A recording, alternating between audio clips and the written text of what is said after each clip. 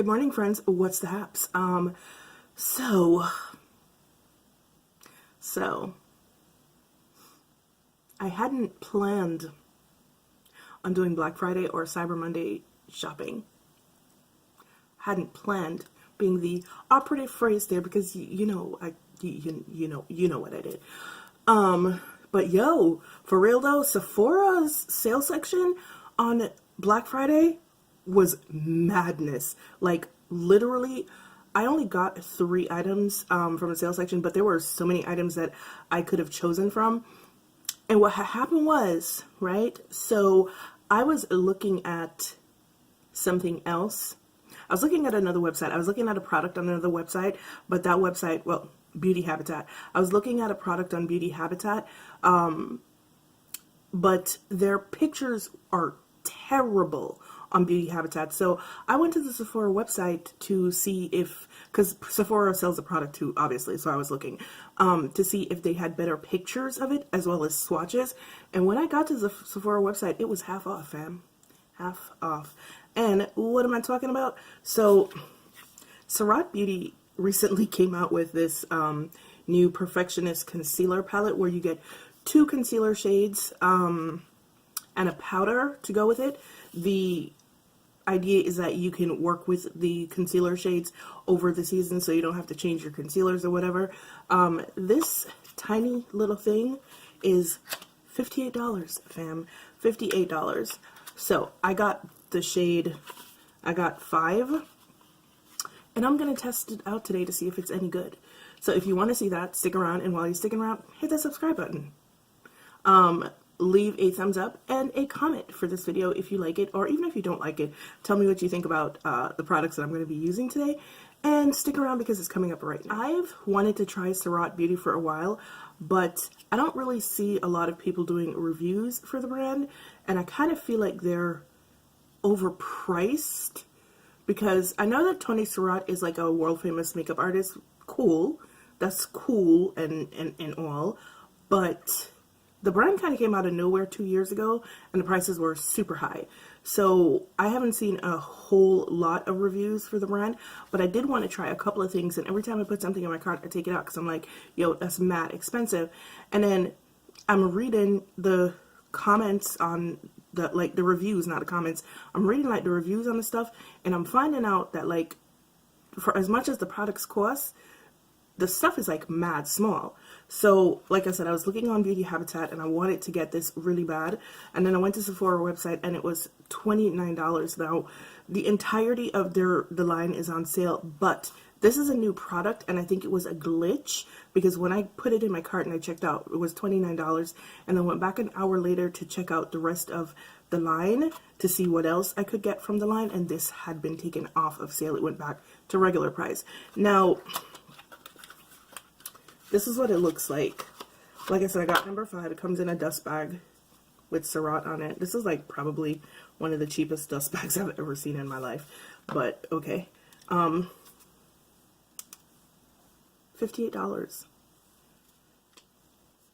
Comes with a mirror right there.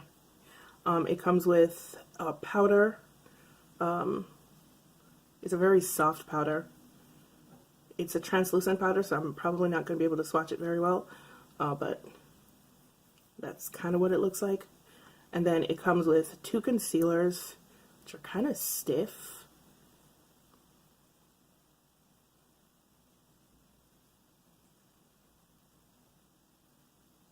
So there are the concealers. Apparently Sephora's pictures aren't much better than Beauty Habitat, because this looked a lot darker. This, like I said, is number 5. I probably should have gotten number 6, but like the jump between 5 and 6 looked so huge that I was just like, you know what, let me just get 5. And then because I wanted to try the Surratt Beauty foundation forever, because that is the one thing that I've heard about the brand and it's consistently good, is that this foundation is bomb. However, this is $65 and you only get a half an ounce, so I wasn't trying to do that. But this is also on sale, so I picked up the shade 13. I would use, since it was on sale, I figured that I could, you know, try all the products together. Because, you know, sometimes with a brand, products are made to work together. So it just made a whole lot more sense for me to do that. So, yeah, that's what we're going to be doing today. We're going to be doing a wear test as well. We're definitely going to be doing a wear test. And we're going to see if these really expensive products are worth the hype or not. This video really isn't about the foundation. It is about the concealer, because that's really what I want to test. But anyway, let's go in with this and see how it looks.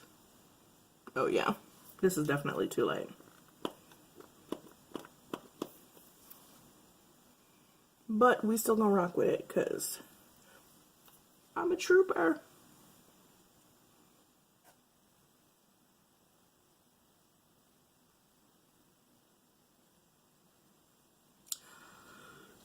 Okay, so we're gonna go over this with the Dior foundation, because we ain't doing this today. We just not.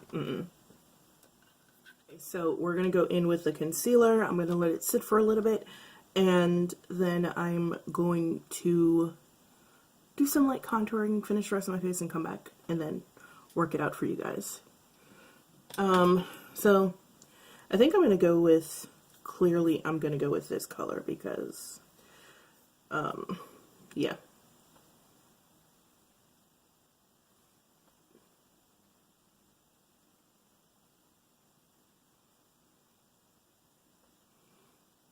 Okay, so first off, this is very dry. It's like, okay, so I'm not a fan of overly emollient concealers, because, you know, they can slip and slide, but at the same time, I'm not a fan of concealers that are very dry, because a lot of people have like pebbly texture underneath the skin or whatever, and I'm one of those people. Plus I have like lines under there. Like, you guys seen the way my eyelids look. Like, I have like double creases on my eyelids and stuff like that because I have fat lids. But the same is true for my under eye. It's kind of like, I have a bunch of creases under there. Always have. So like, concealers that are too dry just get into all those creases and make everything look worse. And honestly, this doesn't have a whole lot of coverage. It's very patchy as far as I can see right now, because like, I'm trying to go over places where there are little gaps, and the brush keeps lifting. And this is a concealer brush. This is an actual concealer brush. The brush keeps lifting, but let's just go with it.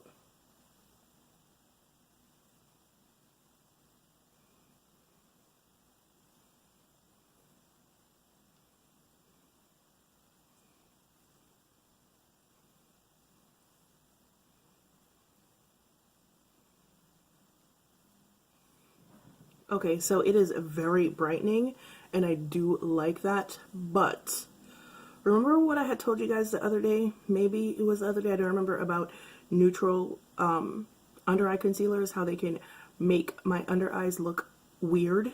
So this is a neutral, and I'm looking quite gray right here. Also, the coverage is not full, so I'm going to have to go in with another layer and try to build it up and see what happens. But it is already creasing under my eyes, so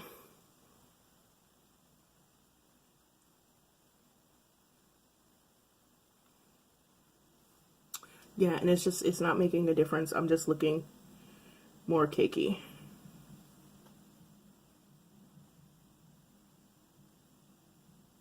And I don't know if you can tell over here, it's lifting onto Beauty Blender. Oh, brother. My under eyes look terrible right now. Yeah, no, I'm not actually going to go outside looking like this. Do you see that? Yeah, this is one of those days where it doesn't always work. You know, you want to do something, do a wear test, and it doesn't always work.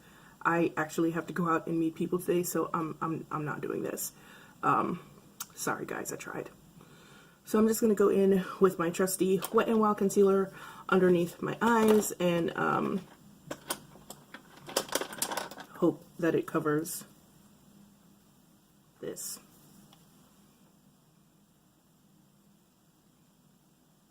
Imagine costing $58 and a $6 concealer works better. Imagine. Okay guys, so honestly,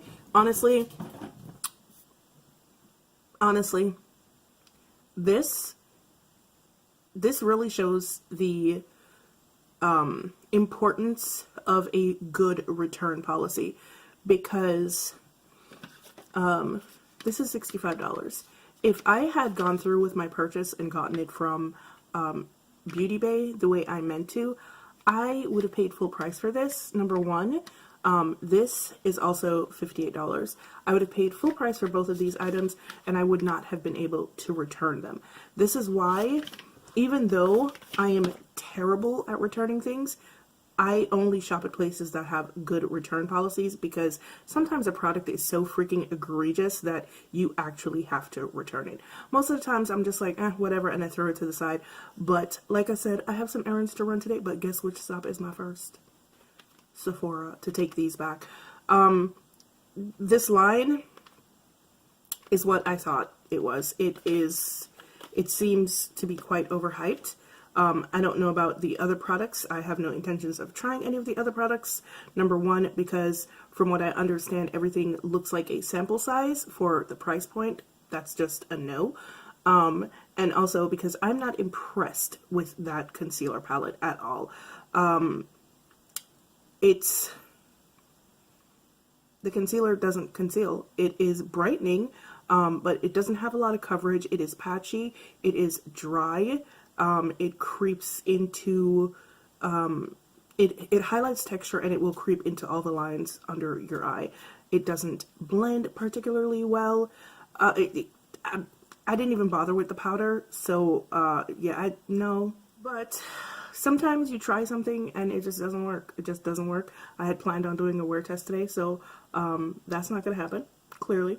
And this is basically a first and last impression, because I am taking that back, because no. Alright guys, thank you so much for joining me for my first impression on Surratt Beauty. Really, it was about the Perfectionist concealer palette. That was what it was about. But, you know, sometimes your friends get caught up in things too, and that's what happened with the foundation. The foundation got caught up in the mix, and now they both in trouble. So, yeah. Thank you for joining me for that. I'm sorry it didn't work out. I'm very sorry. But, no, they're going back to Sephora. Yeah. Alright guys, as usual, it's been real, it's been fun, and I will see you guys in the next one. Bye.